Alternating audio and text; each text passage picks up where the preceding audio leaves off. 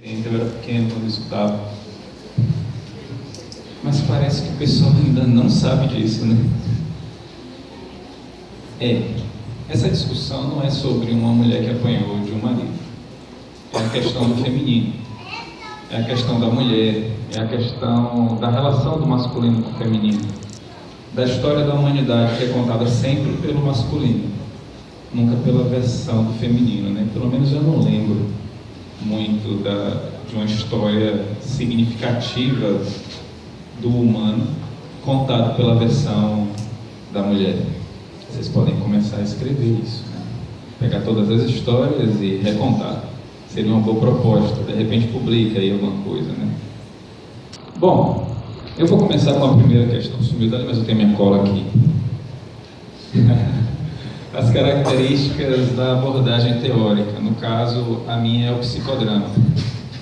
E aí eu gostaria de começar falando que o psicodrama surge do estudo, da observação, da interação das pessoas em grupo, né? Então, Moreno, que era médico também, psiquiatra, e ele tinha um interesse nas relações das pessoas, mas sempre focando, partindo do grupo.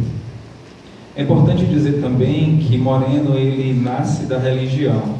Ele era judeu, racidista, então era um movimento dentro do judaísmo que exaltava muito a dança, festas, comemorações e tudo em grupo. Então o pessoal fazia fogueira, você estava em grupo, todo mundo conversava em grupo, você tinha uma comissão de pessoas mais experientes que sempre estava disposta a ouvir as pessoas. A mãe dele, ela casou muito cedo e durante um tempo da vida dela, ela mesmo sendo de outra religião, ela passou 2 anos internada em uma escola católica. E aí ela começou a aprender sobre o catolicismo. E a família dela, depois que percebeu que aquilo estava gerando uma nova influência religiosa, tirou para preservar as raízes. Mas a influência da imagem do Cristo ficou muito marcada nela. E aí a mistura dessa religião, dessa referência do Cristo com todo o princípio do judaísmo que ela tinha, foi passada para Moreno. Entre os princípios que tinha do judaísmo lá, era aquela coisa da centelha divina, né? Que Deus tenha a condição de criar, né? E que todos nós seríamos uma extensão dele, tipo filhos dele, uma extensão dele, né? Viemos desse cosmos, voltaríamos para esse cosmos. Beleza. Moreno nasceu com um probleminha e não se tinha condições de ir a médico nem nada. Uma cigana se aproximou da mãe, que era uma garota de 15 anos, na época que ela teve Moreno, e falou: coloque seu filho sob o sol, ele vai melhorar. E o cigano era aquela coisa, né, mística, que tinha toda uma... Hoje a gente quase não vê, não fala muito, mas na época, na minha infância, tinha muita história de cigano ainda. Tinha essa coisa de que eles tinham esse contato com o sobrenatural, aquela coisa toda. E a menina de 15 anos, muito influenciável, topou. E antes da cigana ir embora, virou e falou para ela: olha, seu filho vai ser uma pessoa muito importante. Virão pessoas do mundo todo para conhecê-lo. Ela escutou aquilo e foi botar o filho no sol do meio-dia. E o menino ficou bom. E aí, como ela viu que aquilo funcionou, ela acreditou que a segunda parte era verdade, coitada, né? Mas é assim que funciona. Provavelmente o menino tinha icterícia, né? Algo que você faz o quê para melhorar? Você dá banho de sol, né? Então hoje a gente sabe disso, naquela época não. Ela acreditou que o filho era mais especial do que todo mundo e criou ele assim. E criou com essa influência religiosa, tanto é que tem uma história dele lá pelos 4 anos que ele vai brincar de ser Deus, entre 5 anos, 4, 5, 6 anos.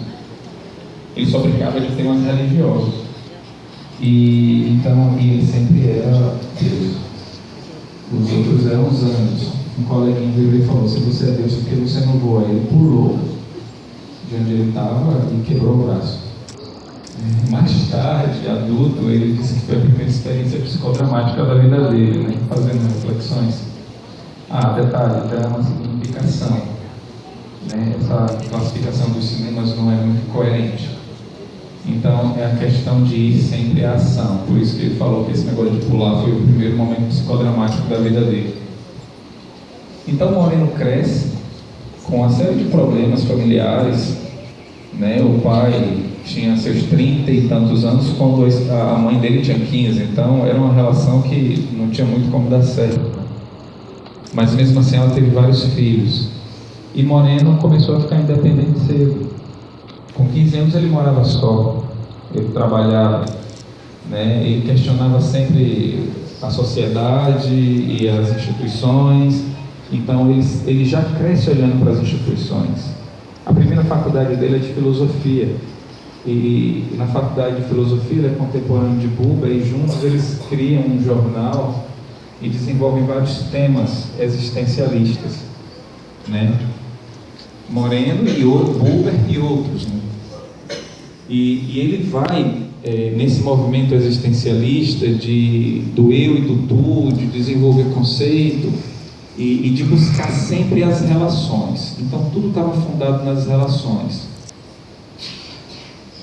Ele desenvolve no meio do caminho uma casa chamada Casa do Encontro, que era para receber refugiados de países vizinhos em conflito, né? Porque eles entendiam que não dava para viver num mundo com conflito sem uma proposta de melhoria. Então eles desenvolveram ação. Eles não ficavam numa discussão filosófica, pelo menos o Moreno não. Inclusive ele criticava qualquer filósofo existencialista que não fosse a prática, né? Tinha que sair da cadeira e ir para a ação.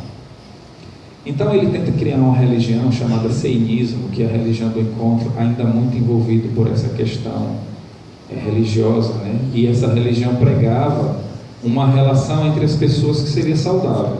Então a grande busca e a cura da humanidade seria a cura das relações.